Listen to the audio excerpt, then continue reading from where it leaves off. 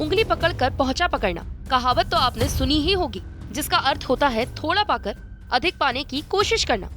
ये कहावत इन दिनों रूस से युद्ध लड़ रहे यूक्रेन पर फिट बैठ रही है, क्योंकि वो नाटो और पश्चिमी देशों से थोड़ी मदद पाकर अधिक पाने की कोशिश में जुटा है।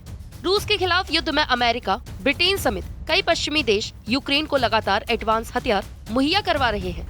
हाल में जर्मनी ने लेपर्ड 2 और ब्रिटेन ने लड़ाकू हेलीकॉप्टर कीव भेजने का ऐलान किया है। इसके बाद यूक्रेन की डिमांड और ज्यादा बढ़ गई है। अब यूक्रेन को अमेरिका से फाइटर जेट्स भी चाहिए। दरअसल युद्ध में रूस का सामना करने के लिए यूक्रेन को जर्मनी अपने 14 एडवांस लेपर्ड 2 टैंक तो अमेरिका 31 अब्राम टैंक्स यूक्रेन को देगा।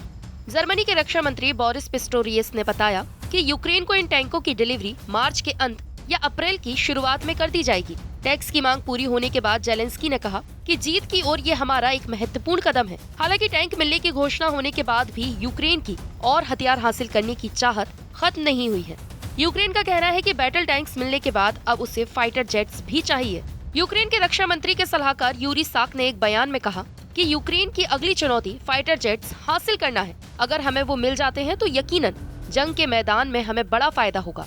हालांकि जर्मनी ने यूक्रेन को फाइटर जेट्स देने से इनकार कर दिया है। यूक्रेन का कहना है कि उसे कोई मामूली फाइटर जेट्स नहीं चाहिए, बल्कि अमेरिका का 4th जनरेशन F-16 लड़ाकू विमान चाहिए। मीडिया रिपोर्ट्स के मुताबिक जंग से पहले यूक्रेन को खतरनाक हथियार देना काफी विवादित था।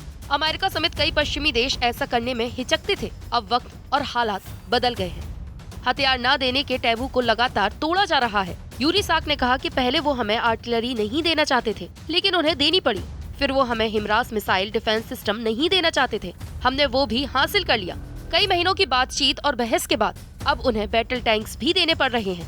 उन्होंने कहा कि परमाणु हथियारों के अलावा ऐसा कोई हथियार नहीं जो यूक्रेन पश्चिमी देशों से हासिल नहीं कर सकता है। अब आपको बताते हैं कि जर्मनी यूक्रेन को खतरनाक हथियार नहीं देना चाहता है। यूक्रेन को खतरनाक हथियार देने से जर्मनी लगातार इनकार कर रहा है। इसके पीछे सबसे बड़ा कारण रूस की धमकियां हैं।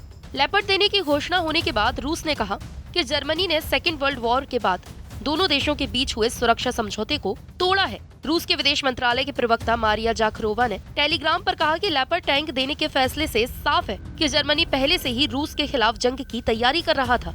वहीं जर्मनी के चांसलर का कहना है कि इस तरह से यूक्रेन को खतरनाक हथियार देने का सीधा मतलब जंग को और बढ़ावा देना है। इससे स्थिति संभलने की वजह और बिगड़ेगी। मीडिया रिपोर्ट्स की माने तो सेकेंड वर्ल्ड वॉर में जिस तरह से जर्मनी 2 हिस्सों में बटा, उसकी यादें वहाँ की सरकार और लोगों को अब भी परेशान करती हैं। जर्मनी चाहता है कि वो यूक्रेन की मदद करे। दूसरी ओर वो ऐसा कोई काम नहीं करना चाहता जिससे जंग का दायरा और बढ़ जाए और जर्मनी उसकी चपेट में आ जाए।